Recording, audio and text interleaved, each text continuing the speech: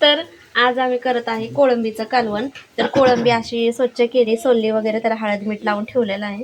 आणि एक बटाटा साल काढून चिरून घेतलेला आहे बारीक असं चौकोनी.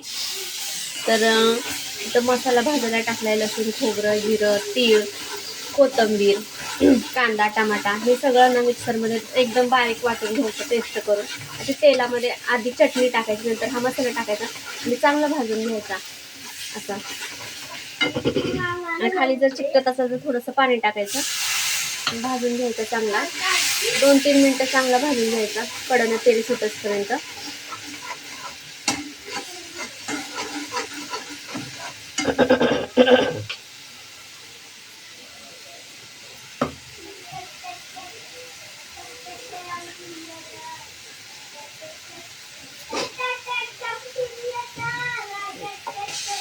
तर त्याच्यामध्ये आता कोळंबी टाकायची. कोळंबीला हळद मीठ लावून ते हे केलेलं होतं, हलवून ठेवलेलं होतं. त्याच्यामध्ये आता मीठ टाकायची काही गरज नाही. आणि मसाल्यात थोडंसं मीठ टाकलेलं होतं भाजताना.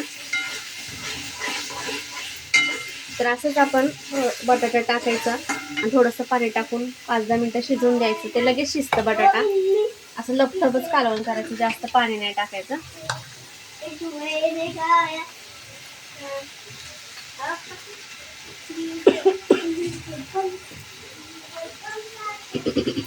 हा एक बटाटा साल काढून चिरलेला.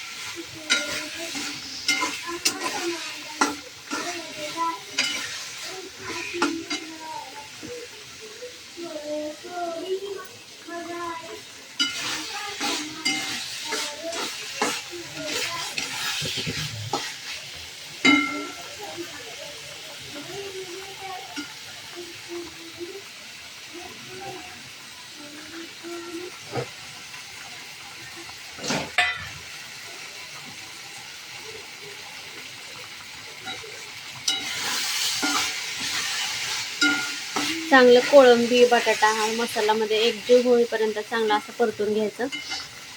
त्याच्यामुळे नंतर टाकायचं पाणी.